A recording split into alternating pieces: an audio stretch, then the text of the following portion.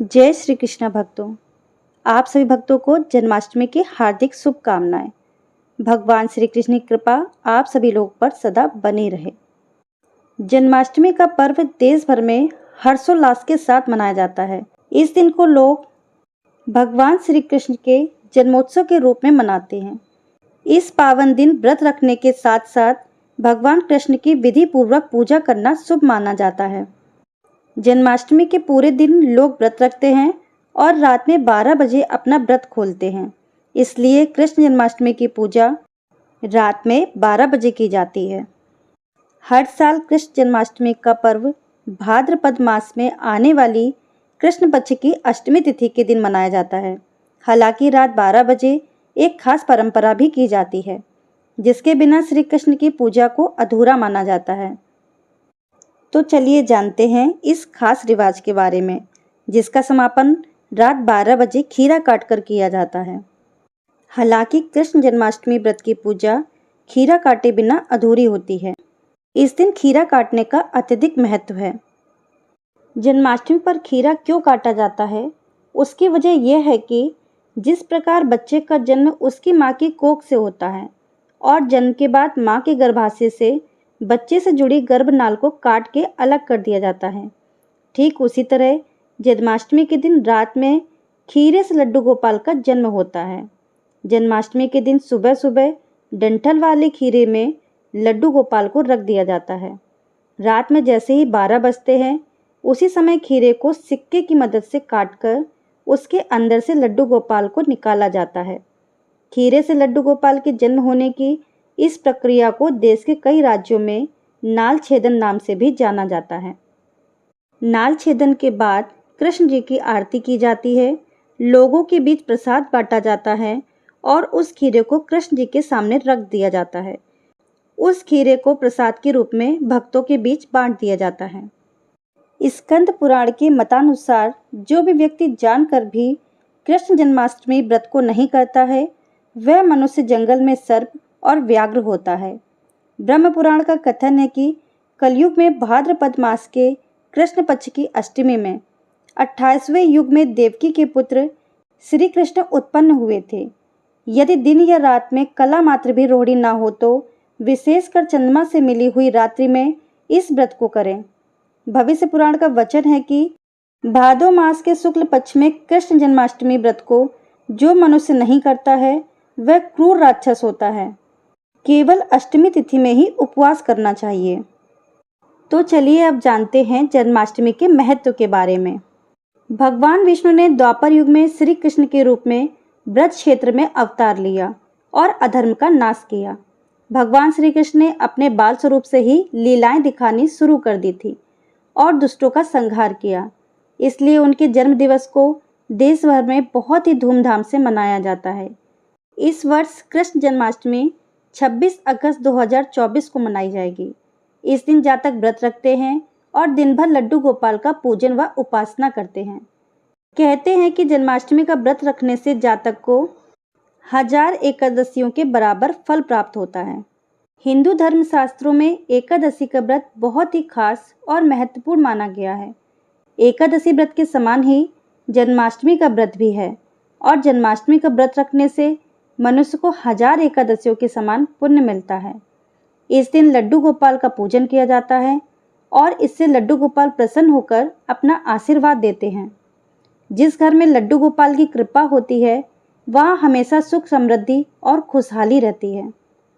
कृष्ण जन्माष्टमी के दिन लड्डू गोपाल का पूजन किया जाता है और मान्यता है कि इस दिन विधि विधान से पूजन करने से निसंतान दंपति को संतान प्राप्ति का आशीर्वाद मिलता है। ऐसे में यदि कोई संतान प्राप्ति की कामना रखता है तो उसे लड्डू गोपाल का पूजन करना चाहिए। चलिए अब जानते हैं जन्माष्टमी की पूजा का शुभ मुहूर्त।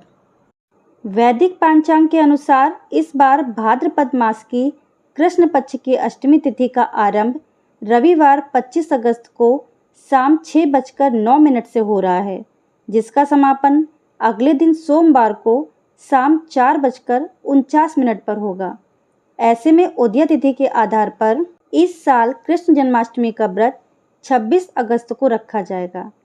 इस खास दिन रात 12:01 से लेकर 12:45 तक भगवान कृष्ण की पूजा करने का शुभ मुहूर्त है। चलिए अब जानते हैं पूजा करने की विधि के बारे में। नारद जी ने कहा, हे इंद्र, भाद्रपद मास की कृष्ण जन्माष्टमी को व्रत करना चाहिए। कृष्ण जन्माष्टमी के दिन सुबह जल्दी उठकर स्नान आदि से निवृत्त हो जाएं, घर के मंदिर में साफ सफाई करें, घर के मंदिर में दीप प्रज्वलित करें। इस दिन ब्रह्मचर्य आदि नियमों का पालन करते हुए सर्वप्रथम श्री कृष्ण की मूर्ति को किसी चौकी पर स्थापित करना चाहिए। सभी देवी देवताओं का जलाभिषेक करें। इस दिन भगवान श्री कृष्ण के बाल रूप यानी लड्डू गोपाल की पूजा की जाती है। लड्डू गोपाल का जलाभिषेक करें। इस दिन लड्डू गोपाल को झूले में बिठाएं और उनको प्यार से झूला झुलाएं। अपनी इच्छा के अनुसार लड्डू गोपाल को भोग लगाएं और इस बात का ध्यान रखें कि भगवान को सिर्फ सात्विक भोजन का ही भोग लगाना चाहिए। लड्डू गोपाल की एक पुत्र की तरह ही सेवा करें। इस दिन रात्रि पूजा का महत्व होता है क्योंकि भगवान श्री कृष्ण का जन्म रात में हुआ था। रात्रि में भगवान श्री कृष्ण की विशेष पूजा अर्चना करें। लड्डू गोपाल को मिश्री मेवे का भी भोग लगाएं। रात्रि में उनके जन्म के पश्चात उन्हें नहलाकर उन्हें नए वस्त्र धारण कराएं। उन्हें बहुत अधिक सुंदर सजाने का प्रयास करें। उन्हें इत्र लगाएं, गुलाब का फूल अर्पण करें। इसके पश्चात उन्हें फल, मिठाई, मेवे, पंजीरी, छिन्नामृत आदि का भोग लगाएं। उसके बाद आरती करें और इस दिन लड्डू गोपाल का अधिक से अधिक ध्यान रखें और उनकी अधिक से अधिक सेवा करें। इसके पश्चात लड्डू गोपाल जी से अपनी मनोकामना की पूर्ति के लिए प्रार्थना करें।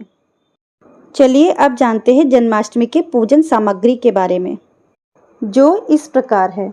श्री कृष्ण जलाभिषेक के लिए घी, दूध, दही, शहद, गंगा जल, पंचामृत आदि। इसके पश्चात भोग के लिए पंजीरी, पकी हुई मेवा, सूखी मेवा, मिठाई, तुलसी दल, माखन मिश्री, फल, खीरा आदि। कृष्ण जी के लिए कपड़े, बिंदी, माला, मुकुट, मोरपंख, इत्र, चंदन आदि। इसके अलावा दीपक, कपूर, धूप बत्ती, झूला, आसन, शंख और सजावट का सामान आदि। चलिए अब जानते हैं श्री कृष्ण जन्माष्टमी पर किन चीज़ों का दान करना चाहिए। श्री कृष्ण जन्माष्टमी पर अन्नदान, वस्त्रदान, माखन का दान, मोरपंख का दान, कामधेनु गाय की प्रतिमा का दान, मुरली आदि का दान बेहद शुभ माना गया है। ऐसा माना जाता है कि इस दिन इन चीज़ों का दान करने से घर में खुशहाली आती है, क्योंकि ये सभी चीज़ें भगवान कृष्ण को अति प्रिय हैं। ऐसे में इन चीज़ों का दान अवश्य करें। श्री कृष्ण जन्माष्टमी पर इन सभी चीज़ों को भगवान श्री कृष्ण को अर्पित करें। अब बात करते हैं जन्माष्टमी के पूजन फल के बारे में। जो व्यक्ति जन्माष्टमी के व्रत को करता है वह ऐश्वर्य और मुक्ति को प्राप्त करता है।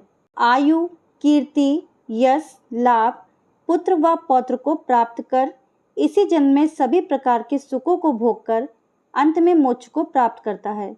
जो मनुष्य भक्ति भाव से श्री कृष्ण की कथा को सुनते हैं उनके समस्त पाप नष्ट हो जाते हैं और वे उत्तम गति को प्राप्त करते हैं। तो चलिए सुनते हैं श्री कृष्ण जन्माष्टमी की व्रत कथा। भाद्रपद कृष्ण अष्टमी को श्री कृष्ण जन्माष्टमी कहते हैं क्योंकि यह दिन भगवान श्री कृष्ण का जन्म दिवस माना जाता है। इसी तिथि की घनघोर अंधेरी रात को रोहिणी नक्षत्र में मथुरा के कारागार में वसुदेव की पत्नी देवकी के गर्भ से भगवान श्री कृष्ण ने जन्म लिया था। यह तिथि उसी शुभ घड़ी की याद दिलाती है और सारे देश में बड़ी धूमधाम से मनाई जाती है। जन्माष्टमी के दिन भगवान श्री कृष्ण की जन्म संबंधी कथा सुनते और सुनाते हैं, जो इस प्रकार है। द्वापर युग में भोजवंशी राजा उग्रसेन मथुरा में राज करता था। उसके आतताई पुत्र कंस ने उसे गद्दी से उतार दिया और स्वयं मथुरा का राजा बन बैठा। कंस की एक बहन देवकी थी, जिसका विवाह वसुदेव नामक यदुवंशी से हुआ था। एक समय कंस अपनी बहन देवकी को उसकी ससुराल पहुंचाने जा रहा था। रास्ते में आकाशवाणी हुई, हे कंस, जिस देवकी को तू बड़े प्रेम से ले जा रहा है उसी में तेरा काल बसता है। देवकी के गर्भ से उत्पन्न 8वां बालक तेरा वध करेगा। यह सुनकर कंस वसुदेव को मारने के लिए उद्यत हुआ। तब देवकी ने उससे विनय पूर्वक कहा, मेरे गर्भ से जो संतान होगी उसे मैं तुम्हारे सामने ला दूंगी। इनको मारने से क्या लाभ है। कंस ने देवकी की बात मान ली और मथुरा वापस चला आया। उसने वसुदेव और देवकी को कारागृह में डाल दिया। वसुदेव और देवकी के एक एक करके 7 बच्चे हुए और 7 को जन्म लेते ही कंस ने मार डाला। अब 8वां बच्चा होने वाला था। कारागार में उन पर कड़े पहरे बैठा दिए गए। उसी समय नंद की पत्नी यशोदा को भी बच्चा होने वाला था। उन्होंने वसुदेव देवकी के दुखी जीवन को देख 8वें बच्चे की रक्षा का उपाय रचा। जिस समय वसुदेव और देवकी को पुत्र पैदा हुआ उसी समय संयोग से यशोदा के गर्भ से एक कन्या का जन्म हुआ, जो कुछ और नहीं सिर्फ माया थी। जिस कोठरी में देवकी और वसुदेव को कैद किया था उसमें अचानक प्रकाश हुआ और उनके सामने शंख, चक्र, गदा, पद धारण किए हुए चतुर्भुज भगवान प्रकट हुए। दोनों भगवान के चरणों में गिर पड़े। तब भगवान ने उनसे कहा, अब मैं पुनः नवजात शिशु का रूप धारण कर लेता हूँ। तुम मुझे इसी समय अपने मित्र नंद जी के घर वृंदावन में भेजाओ और उनके यहाँ जो कन्या जन्मी है उसे लाकर कंस के हवाले कर दो। इस समय वातावरण अनुकूल नहीं है, फिर भी तुम चिंता ना करो। जागते हुए पहरेदार सो जाएंगे, कारागृह के फाटक अपने आप खुल जाएंगे और उफनती अथाह यमुना तुमको पार जाने का मार्ग दे देगी। उसी समय वसुदेव नवजात शिशु रूप श्री कृष्ण को सूप में रखकर कारागृह से निकल पड़े और अथाह यमुना को पार कर नंद जी के घर पहुँचे। वहाँ उन्होंने नवजात शिशु को यशोदा के साथ सुला दिया और कन्या को लेकर मथुरा आ गए। कारागृह के फाटक पूर्ववत बंद हो गए। अब कंस को सूचना मिली कि वसुदेव देवकी को बच्चा पैदा हुआ है। उसने बंदी गृह में जाकर देवकी के हाथ से नवजात कन्या को छीनकर पृथ्वी पर पटक देना चाहा, परंतु वह कन्या आकाश में उड़ गई और वह बोली, अरे मूर्ख, मुझे मारने से क्या होगा। तुझे मारने वाला तो वृंदावन में जा पहुंचा है, वह जल्द ही तुझे तेरे पापों का दंड देगा। इस प्रकार श्री कृष्ण जी का जन्म हुआ और उन्हें जन्म के पश्चात वृंदावन पहुंचा दिया। श्री कृष्ण ने जन्म लेने के पश्चात अनेकों लीलाएं की और बड़े होने पर कंस का वध किया। तो ये इस प्रकार थी श्री कृष्ण की जन्म कथा। अगर आप सभी भक्तों को ये वीडियो पसंद आया हो तो प्लीज़ हमारे चैनल को लाइक कीजिए, सब्सक्राइब कीजिए, शेयर कीजिए, बेल आइकन प्रेस कीजिए, जिससे कि आने वाली वीडियो की नोटिफिकेशन आपको तुरंत ही प्राप्त हो सके। कथा सुनने के लिए, अपना अमूल्य समय देने के लिए धन्यवाद भक्तों।